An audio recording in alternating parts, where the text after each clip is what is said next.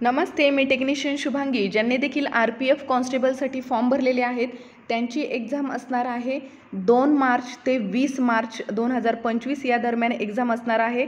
त्यांच्यासाठी mock taste जी आहे आपली ऑफिशियल ती लिंक ओपन झालेली आहे. rrbmumbai.gov.in या ऑफिशियल वेबसाईटवरून ती लिंक तुम्ही ओपन करून घेऊ शकता. या संदर्भातच हा डिटेल्स व्हिडिओ असणार आहे.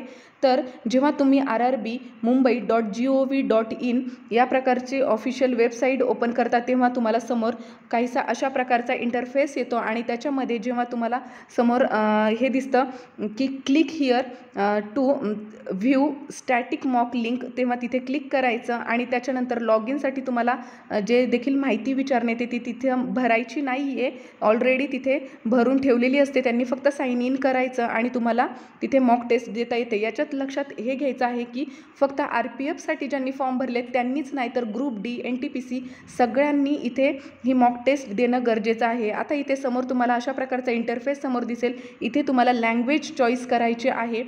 इन्स्ट्रक्शनसाठी ही लँग्वेज असणार आहे. फक्त जे देखील इन्स्ट्रक्शन्स तिथे दिलेले आहेत ते तुम्हाला कोणत्या भाषेत वाचायला आवडतील. तर इथे तुम्हाला हे इन्स्ट्रक्शन समोर दिसत आहेत. तुमचा परीक्षेचा कालावधी हा 90 मिनिटांचा असणार आहे. 120 प्रश्न असणार आहेत. 1/3 निगेटिव्ह मार्किंग असते. त्यासोबतच RPF कॉन्स्टेबलसाठी फक्त CBT ही एकच एक्झाम होते आणि CBT नंतर तुमचं जे देखील ग्राउंड आहे मैदानी चाचणी ती होते आणि त्याच्यानंतर तुम्हाला डॉक्युमेंट व्हेरिफिकेशनला बोलवण्यात येतं आणि नंतर तुमचं मेडिकल होतं. अशा पद्धतीने RPF कॉन्स्टेबलचं पूर्ण प्रोसेस असते भरतीची. यामध्ये तुम्हाला ह्या इन्स्ट्रक्शन्समध्ये तुम्हाला समजेल की जे देखील फॉर्म भरताना तुम्ही जी देखील लँग्वेज चॉईस केलेली होती, चूज केलेली होती, तर तीच लँग्वेज इथे तुम्हाला दाखवण्यात येईल. फॉर एक्झाम्पल जर तुम्ही इंग्लिश चॉईस केलं तर तुम्हाला फक्त इंग्लिशच लँग्वेज इथे समोर दिसेल. परंतु जर तुम्ही मराठी लँग्वेज चॉईस केली तर मात्र तुम्हाला मराठी आणि इंग्लिश दोन्हीमधून देखील पेपर देता येतो.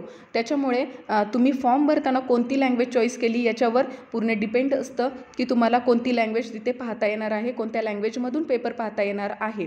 यानंतर जे देखील तुम्ही क्वेश्चन्स अटेम्प्ट करणार आहेत त्याच्यामध्ये हे जे देखील सिम्बॉल्स इथे दिलेले आहेत त्यानुसार तिथे समजतं की तुम्ही क्वेश्चन अटेम्प्ट केलेला आहे, तो रिव्ह्यूसाठी ठेवलेला आहे किंवा तुम्ही अटेम्प्ट केलेलं नाही आहे. ह्या सगळ्या सिम्बॉल्सवरून तुम्हाला समजतं आणि यासाठी महत्त्वाची असते मॉक टेस्ट, कारण की याच्यातूनच तुम्ही कॉम्प्युटरशी फॅमिलियर होता किंवा क्वेश्चन पेपरशी फॅमिलियर होता. कशा पद्धतीने तुम्हाला क्वेश्चन पेपर येतो, त्यामध्ये कशा पद्धतीचे इन्स्ट्रक्शन्स असतात ते तुम्ही कशा पद्धतीने फॉलो करायचे आणि त्याच्यातून तुम्हाला जर काही समजलं नाही आहे तर त्याच्यावर आत्ताच तुम्ही त्या गोष्टी समजून घेणं गरजेचं असतं. त्यानंतर अशा प्रकारचा इंटरफेस येतो. तिथे सिलेक्ट करायचं असते तुमची डिफॉल्ट लँग्वेज जी देखील तुम्ही फॉर्म भरताना चॉईस केलेली असते.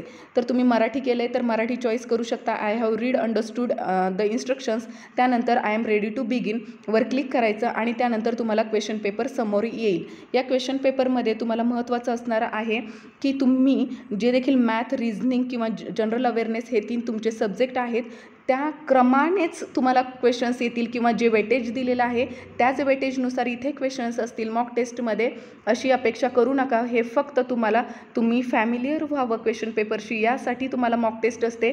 या क्वेश्चन पेपरचं आणि त्या क्वेश्चन पेपरमध्ये साम्य अजिबात असतं असं नाही. फक्त तुम्हाला काय कशा पद्धतीने तुम्हाला तिथे सगळी माहिती असते यासाठी खरं तर हे असतं, मॉक टेस्ट द्यावी लागते.